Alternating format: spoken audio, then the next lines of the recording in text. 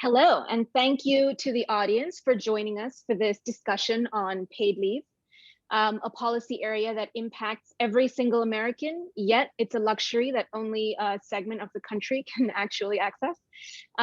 Even with the paid leave measures that were included in the COVID-19 stimulus package back in March, it excluded many people at companies with more than 500 employees, which amounts to roughly half of American workers. And it allowed businesses with fewer than 50 employees to opt out, so potentially excluding even more workers. There's a lot to unpack here. And joining me today to do just that are three lovely and incredibly smart ladies. We have Reshma Saujani, founder of an international nonprofit called Girls Who Code, and one of the main driving forces behind a campaign calling on President Biden to implement a bold Marshall Plan for moms, which we will, of course, get into in a second. We have Misty Heggeness, a senior advisor and principal economist at the US Census Bureau. And we have Katie Bethell, founder and executive director of an advocacy group called Paid Leave for the US. Hello, ladies. Hi. So Katie, I want to open it up with you. Give us the lay of the land of paid leave in the US before the pandemic. Okay, so I know everyone has to just project your mind back to the time when you could see your friends in person and your children were going to school full time. In that moment before the pandemic, the lack of paid leave in the US was already a huge problem. Many people don't know that even thinking about maternity leave, 1 out of every 4 women in the US was back at work within 2 weeks of giving birth. So you think about that held next to the recommended 6 to 8 weeks of time off that a woman needs, a person who pushes a baby out of their body needs just to recover from that extremely big deal thing happening to your body. Put on top of that, the time that's recommended to bond with a new baby, and you can see how big a problem that alone is. As a result of our lack of paid leave. And when I talk about paid leave, I'm talking about parental leave, maternity leave, time for your body to recover, personal medical leave. So when people need time off to, say, get cancer treatments or get a heart surgery, and then the time that people need to take care of their own families in those moments. So the first time I took paid leave was actually to help care for my father-in-law when he was diagnosed with a really aggressive type of cancer. So these moments, these reasons for leave are extremely important. Only about 6% of people in low-wage jobs get a single day of paid leave before the pandemic. That's a little better now, thanks to some law changes. And it costs our families and it costs our economy. Paid leave has been shown to reduce infant mortality by up to 10%. So it has a direct impact on the lives of the children that we're bringing into the world. It also adds to our economy. So if we had paid leave like they have in most Western countries, we would see a huge growth in GDP to the tune of $500 billion a year, because we would have more women participating in the workplace. Right. So this is a critical policy, and I can't wait to dig into how in this time of the pandemic, how our lack of paid leave made the US less resilient in the face of that challenge, and how now we have an opportunity to rectify that through policy that's informed by our experience with COVID. Right. So there was no federal paid leave before the pandemic. The pandemic comes along, and in March, for the first time ever, Congress offers US Americans paid sick leave and caregiving leave. Did you keep track of how many people used that, or did it help anyone? Yeah, I mean, I think the most important, if you think about paid leave as something that allows people to stay home when they need to care for someone when they're seriously ill, then paid leave in the pandemic, that policy that you're talking about that passed last spring, resulted in 400 people per day per state not getting COVID. So it had a direct impact on reducing the spread of the coronavirus, which of course saved thousands of lives. Right. And Misty, you've been keeping an eye on the unemployment data and women, particularly mothers. Did the paid leave offer a cushion? Did it soften the blow at all for mothers? So, I mean, I think what you can see in the data is the mothers who did have paid leave or even unpaid leave, you know, their employers allowed them to take leave, but, you know, weren't paying them for it. A lot of mothers ended up taking that leave right around the time of the pandemic as a way of not losing their jobs. And so we saw women in particular, mothers of school-age children, there was about a 68% increase in take-up of leave right at the onset of the pandemic. Really, there was no increase, distinguishable increase for fathers. So it's primarily mothers who were taking the leave. And, you know, I've talked to quite a few of my own colleagues and people out in the community who, you know, have had to burn through a lot of their leave to handle childcare issues during the pandemic. So leave is really critical. It's really essential. It's one of the ways in which employers can really, you know, try to maintain and increase productivity of their employees because, you know, it's a fact of life that we all have a life and, you know, life happens. And so, you know, we need cushions to be able to adapt to that outside of our work lives. Right. So I was reading recently that the she session, which I wrote about in April, is somewhat reversed, or we're back on track. Is that correct? Yeah, so we just put out a new piece on the Census Bureau website, America Counts blog, talking about mothers of and fathers of school-age children, but particularly mothers. And what we saw happen basically was at the initial stages of the pandemic, you know, mothers were hit harder than fathers. And so the decrease in active work status for mothers was, I think, about 21 percentage point decrease in active work between March and April of 2020. It was about 15% for fathers living with their school-age children. And so there was a gender gap there. And throughout the summer, the gender gap remained, and into the fall and the start of the school year. What we've seen in recent months, you know, November, December, January, while nobody is back to their pre-pandemic levels, moms have caught back up to dads in terms of active work status. All of that, keep into consideration that moms on general, on a level set, work in paid labor less than fathers. So there's about 70% of mothers who work in paid labor and about 90% of fathers in normal times. Reshma, so tell us about Marshall Plan for Moms. What are the 4 main demands of this campaign? Yeah, I think we also be very careful to say that the she session has been reversed. You know, in the while I read that New York Times bill, I'm not sure that the data. I think it's a moving target, right? Yeah. Amount of women whose lives have been rocked by the pandemic is just, we have a lot to do. Yeah. And so right. And there's clear differences between women and men overall. And then when you look at the subset of women who have school-age children. And so that's totally true that in terms of gender, you know, this pandemic has hit women hard and it continues to hit women hard. Yeah. And also it's like, yes, women might be back at work, but are we thinking about the mental health burden here? It's like, are they the same? I mean, so I guess for me, I am one of those women who are 45 years old and have 2 kids under the age of 6. And I had this incredible conversation with Bessie Stevenson, and she was saying, right, so much of the data, it was women in my age group from 35 to 45, right, that you really saw this. And if I were to relive, you know, it's so crazy, 1 year from Monday is like, you know, when we all went into lockdown and the schools closed.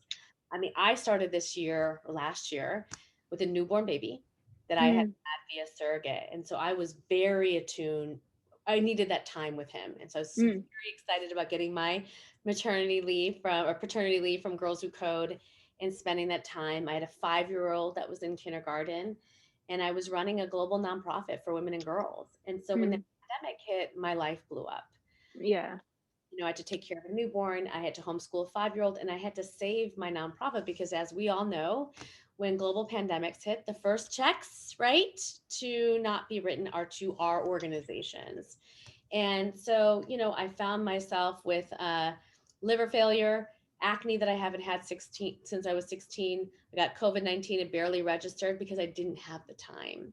And when I felt my own exhaustion, when I looked on my Zoom screen, everybody looked exactly how I looked and felt exactly how I felt.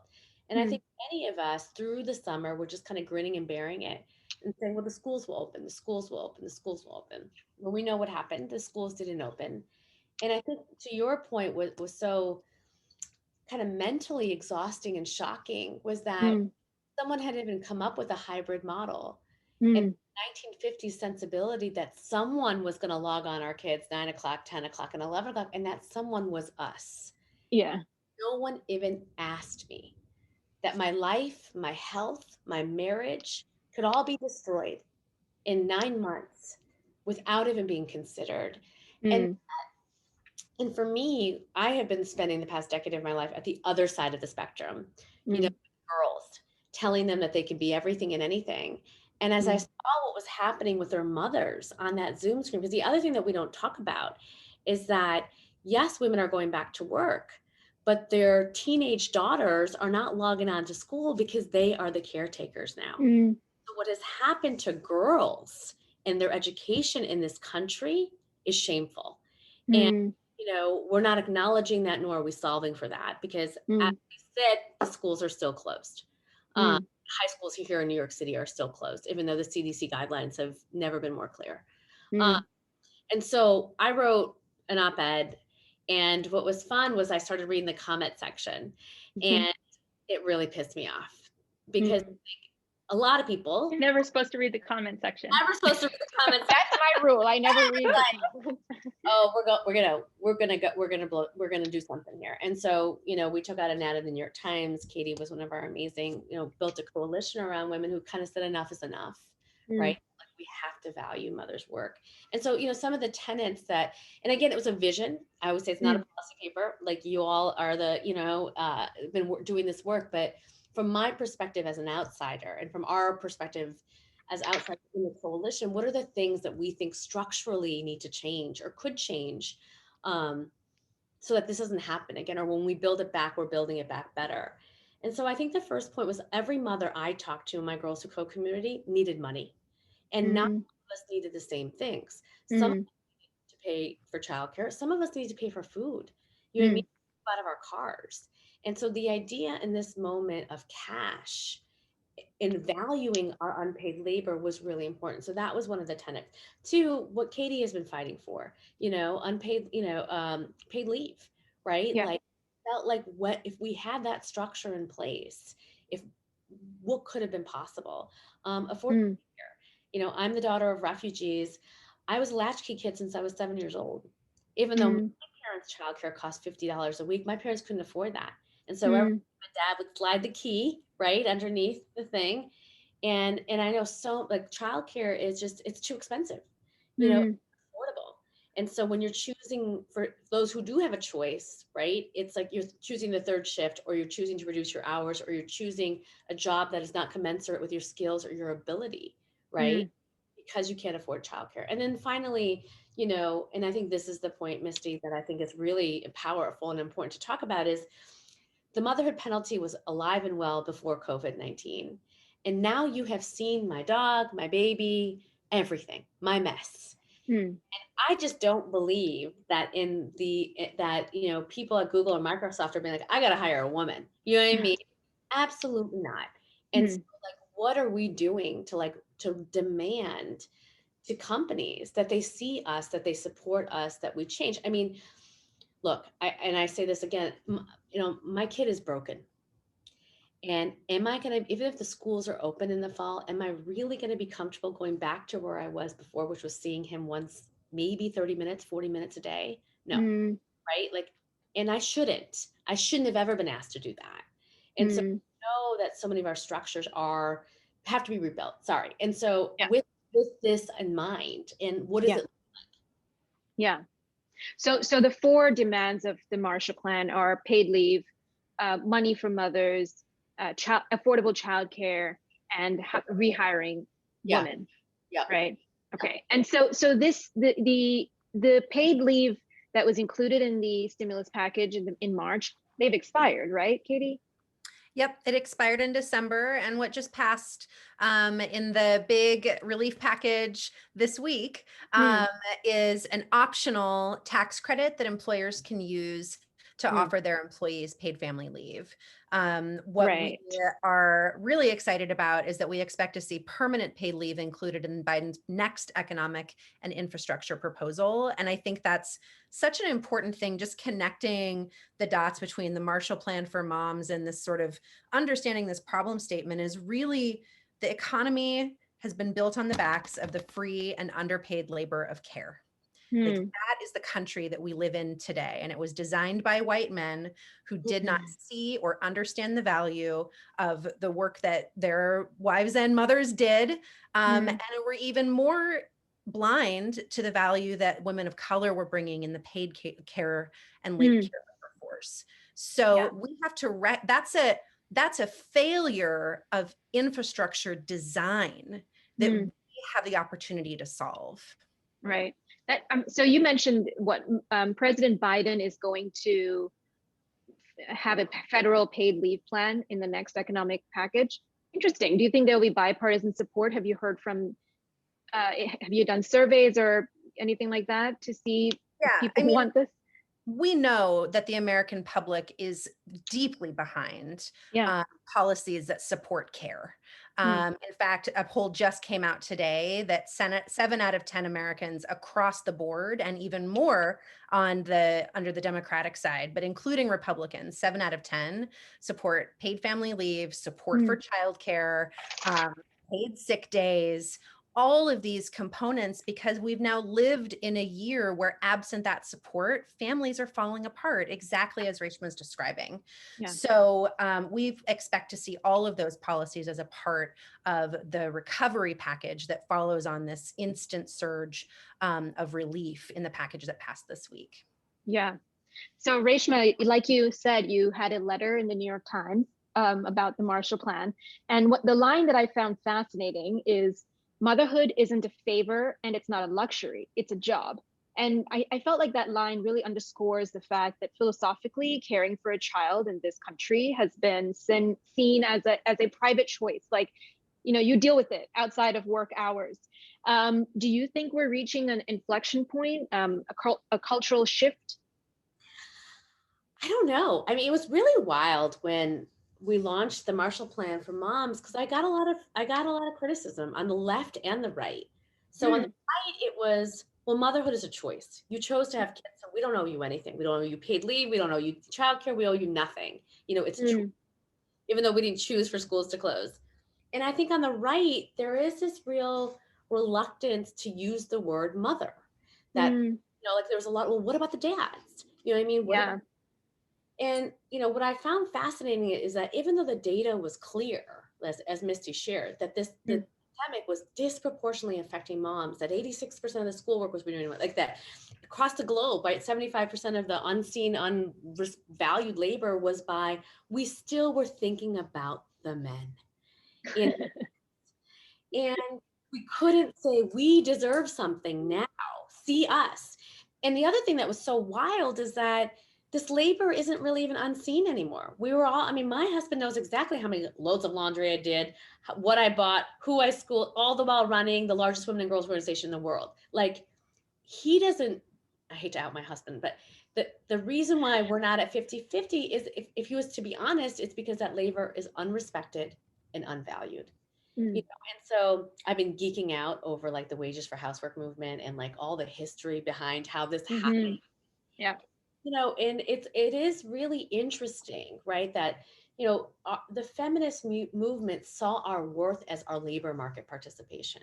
Had we chose to value things the way Estonia does, Germany does, Norway does, Katie would not be spending the past 6 years fighting so tirelessly for something that's so obvious. That saved hundreds of thousands of Americans in this global pandemic. And so that's the thing I find real. So like, we have a lot of work to do, and I'll take ownership for that. Like, I got 9 t-shirts in my closet that like, I'm a feminist, I'm a badass, I got no, I'm a mom t-shirt, right? Like, I'm not like, you know what I mean? I'm like, not me, right? It's like, because every image of a mother is either us being shackled or having a baby and being a size 0. All of it is false, right? Yeah. There's not a powerful narrative conversation around mothers. And that's why I think it is really important. We've been really deep nerdy into like the numbers and the data and what's happened to moms. But what about the stories? Who are they? What are their, what happened to them? And I will say this, as I was listening, I should say this, I'm just gonna say it. As I was listening to the president's speech, who I adore, I was thinking to myself, not all of us have suffered equally. It's just not true. It's not. Yeah. And why can't we see moms? Oh yeah. Why? Like, why is it so hard for us to say the name and to say and speak about their reality? I don't know. It boggles my mind. And now that I'm living it even more, right? I don't know, Katie, if you have some thoughts in this, There's so many thoughts. Katie. I also have. Whoa. All right, let's do Katie and then Misty. Yeah. I mean, I think that honestly, we're living in this world where at the end of the day, men are deciding what has value still. Yeah. And like, if you think about who holds power, men are still the heads of major companies. They're still the dominant force in politics. They're still the dominant force in the NGO sector and in education. And so and I think men see and love their mothers, but don't really understand what they do or how it works. And I think that as women, like living in this society, and as now a mom myself, like the models that we're given, that we are sort of taught is like to measure yourself against the value systems defined by men. And we've got to let that go. Like, the deep experience that I have as a mother is why I'm a badass boss, right? Like, it's why I know how to work with people with empathy and help them grow and learn. And those are the most important skills in today's economy. Like, that's what matters, is the things that moms uniquely do. And maybe we uniquely do them because of all this sexism that's like put us in the spot, but like, who cares? Like, let's go, let's own it, and let's be badasses together. Yeah. Misty, what were you going to say? Yeah, so I mean, I agree with all of the comments so far. And I think, one of the pieces for me that's been, I don't want to say really eye-opening, but really telling about this pandemic is just that it's kind of pushed it all into our face, kind of this unequal world that we live in within our households, in terms of the roles and responsibilities that moms play in unpaid work. And, you think about that, and you think about, the motherhood penalty. A lot of the components that are still left over in the gendered wage gap have to do with the motherhood side of our lives. Yeah. And so I agree, as mothers, we need to be raising our voice, and we need to be saying this is not okay. And we need to be telling society and people in power what we need.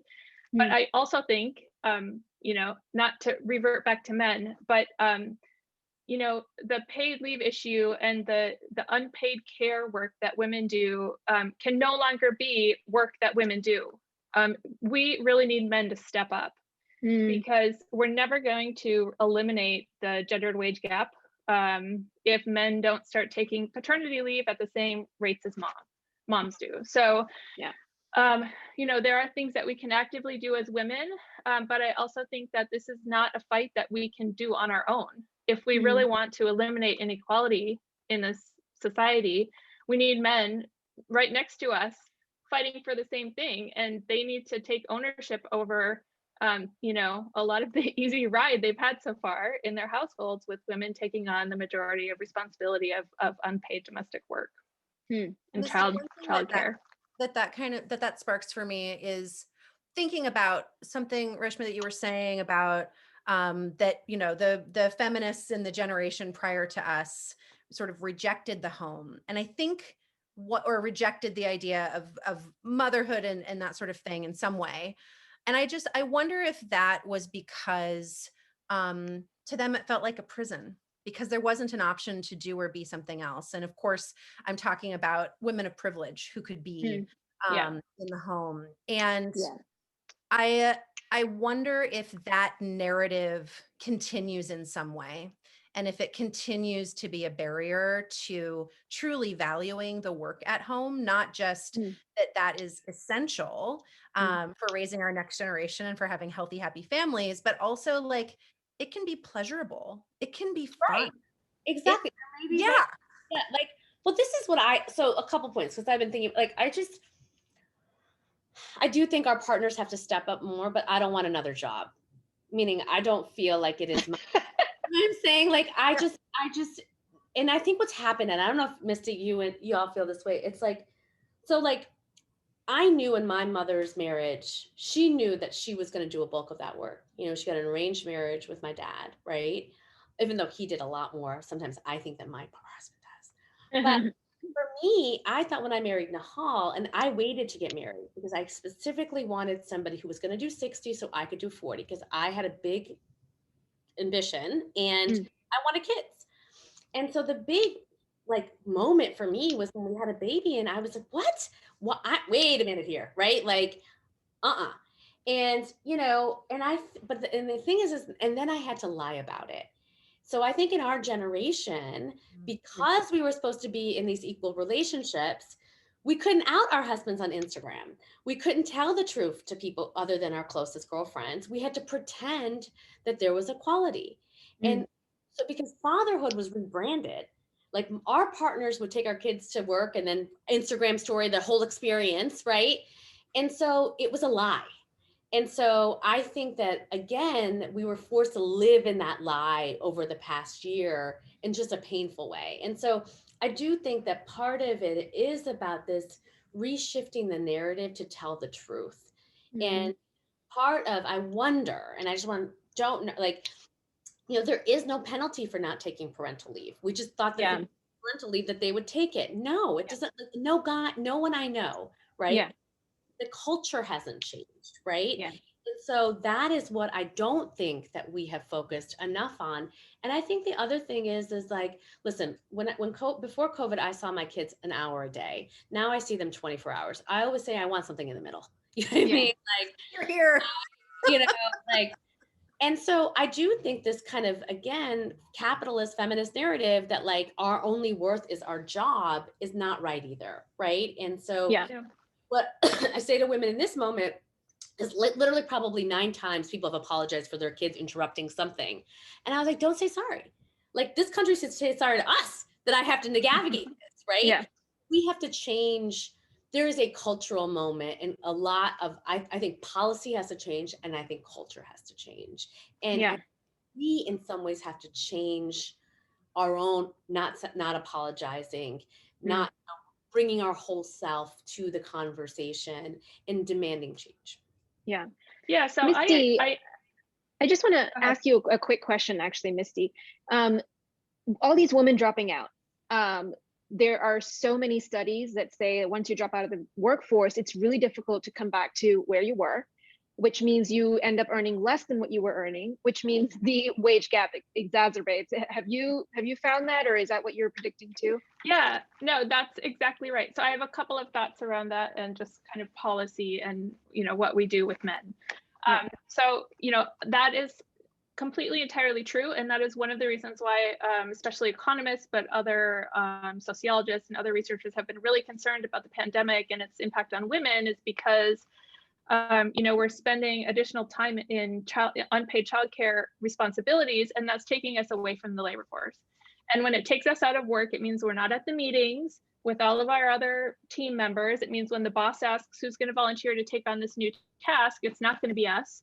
It's going to be our teammate Joe over here. You know, when my kids were like 6 months and 18 months, I had a colleague who was unmarried with no children around my age. And, you know, I used to like obsess that I would go home at the end of my workday and just put in another like 6 hours of work, and that he would go home at the end of his workday, kick up his feet on his coffee table, crack open a beer and watch, you know, the nightly news or whatever. And so, you know, there's all of this stress that goes on with women who have small children, and we don't talk about it. And so, yeah, I mean, it's not only like taking paternity, you know, maternity leave and being out of work, or taking leave over the summer to be with your kids. It's also all of these small micro moments that are happening to us right now during the pandemic, when we're having to juggle. I don't know if you've seen, but my kids have walked by multiple times in the back here. And so having to balance all of that means that we're not giving 100% of our attention to our job because we can't. And that has an impact on not only our earnings today, but also into the future, because it means that we're not going to get promoted into the, you know, the person next to us who was able to volunteer to lead that new project is the one who's going to get the promotion. Right. So I am really concerned about that. And I love this idea of thinking about unique policy opportunities to kind of nudge people into a different space in society. So, you know, when you think about like the feminists from the previous generation, and, you know, they really kind of gave up on the home and were focused on working in the paid labor force. I think part of that is because that was the culture of the moment, and the only way that they could get heard is by moving into that more public sphere of paid work. You know, we're in a different space now. You know, those women have basically raised us. And so they've raised a lot of us to think that we can have it all. I mean, I'm also one who I was raised in a single mother household. I wasn't raised to think that my gender was any impediment to my ability to succeed in life, but nobody told me that the minute I gave birth to a child, there would be serious restrictions on my ability to continue to engage in my work at the same level. Nobody talked about that with me, you know, nobody walked me through that. And so I think women of this generation are kind of, you know, we think we can have it all, and then we get to the space where we're all so stressed out. And we're all so to the max in terms of our ability to contribute to all the different things we have going on. But there are ways, you know, it's true, if you offer paternity leave to men, they generally don't take it because men are not socialized in their work environment to talk about their kids. You know, think about who takes the kids to the dentist, who takes the kids to the doctor, who schedules the doctor's appointments, who schedules the dentist appointments. It's so yeah, exactly. And so I think that if we can create policies that kind of force a normalization of men acting in care responsibilities, that we will see a lot more men participating in that space. I don't think men aren't doing it because they don't necessarily want to, but you know, they haven't figured out how to not let it feel stigmatizing to them. And so, my one very controversial opinion, and you know, as a journalist, I really should not have opinions, but I'm just going to say it. I don't think the maternal instinct is like an innate thing. I think that we're socialized to have it.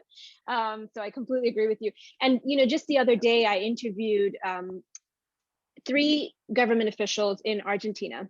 They are feminists. They call themselves feminists, and they are running the country as a feminist would, right? So their first plan of action when COVID hit was giving moms money, giving housewives money, because they were like, you know, the work you're doing, it's work. When we think of work, everybody did. It's like so infuriating. Yeah. But it's also so let's get back to paid leave. Paid leave is also good for business, right? There was a study from like 2013 from the National Bureau of Economic Research that the lack of family-friendly policies in the US explains for a roughly 30% drop in women's labor force participation relative to other OECD countries. So I don't understand what's the holdup if it's good business sense too.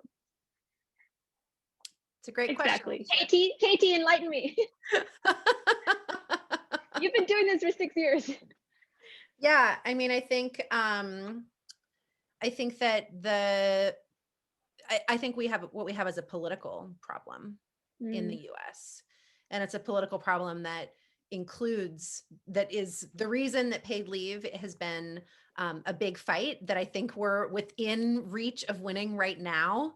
But I think it's much bigger than paid leave. I think it's about any public policy that's about building government systems that support families, children, and women are persistently undervalued, persistently deprioritized by both Democrats and Republicans. And that is because of sexism.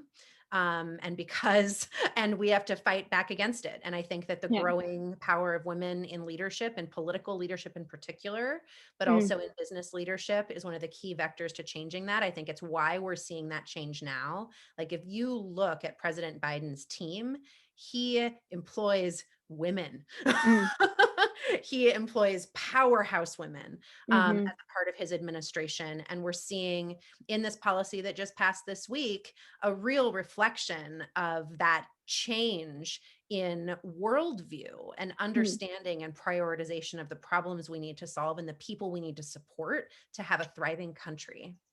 So I think it is really important to, I was just saying, I think it is really important to think about, being in positions of power. And, I always feel like if moms were in positions of power, we would not be having this conversation.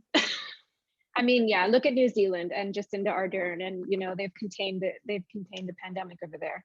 I don't know if it's a correlation or if it's a cause and effect, but all right. So last question for all of us here. What do you want our viewers to take away from this? I'll start with Reshma. So we got to fight for moms. I think that whoever, from a political perspective, whoever wraps their arms around mothers wins in 2022 and 2024. There's a populist moms rage out there that we're igniting, and that I think the second piece, and I think Misty, you raised it, is I think that we have to be open to rethinking many of the things that we've been taught or socialized as feminists. I certainly have had late, and I'm nerding out late night on some, wow, okay. And I think we need to, we have a once in a lifetime opportunity to rebuild the system. Yeah. And as Katie knows, as we're in a lot of conversations, don't fight for scraps. Let's rebuild the whole thing. Let's ask for everything. We have, as much as we feel broken, we have power. And I think that that's what I'd want to say to people. Katie? Well, every time Reshma talks, I'm just entranced and I'm like, yes. I think I want to tell a very brief story, which is because I know a lot of the audience for this talk is people who it's about your career. It's about getting equal pay in the workplace. It's about making work for you and your family. When I was in a more junior part of my career, I had a colleague who was a strapping white dude who we really needed to schedule a meeting, and the only time kept being Thursday at 2. And I was like, we really need to do this meeting. Our boss is saying we have to do this meeting. Why can't you meet with me Thursdays at 2? That is when we have to do this. And he's like, oh, that's when I go to the gym. And I was like, what? That's during business hours. Does the boss know that? He's like, it's gym time. And from that moment on, I promised myself I would never feel guilty or shame about making my work schedule work for my life. And I know that it takes positions of power and privilege to be able to seize those opportunities, but the practice of looking for them can start right now, today. Find moments that you can own your life, because all those dudes that you think are doing all that stuff, they're just going to the gym. I mean, honestly, you're right that it's a power, it's a privilege to be able to do that, because over the course of my reporting during the pandemic, I've spoken to so many wage workers I've spoken to one who wanted to go to her school to pick up a free laptop for her child and was fired because she couldn't make the hours. I spoke to one who, she was pregnant and asked for the ability to go drink water from the back, and she was fired. So it really is tough. The moments when I think our society tells people in those situations that it's their fault. Yeah.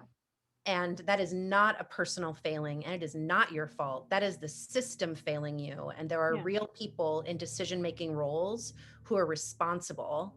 And it is incumbent upon us to speak out against those people in power to change the system that is failing you. Yeah. And Misty, what's your takeaway? So, I think I agree with everything that's been said.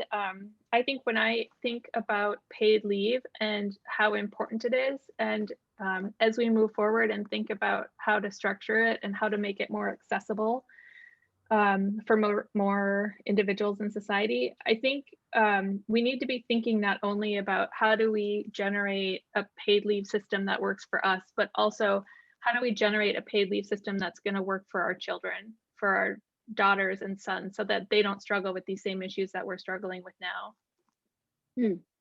Yeah. Okay, with that, we'll wrap it up. Thank you all. Thank you, ladies. This was amazing. See you. Bye. Bye.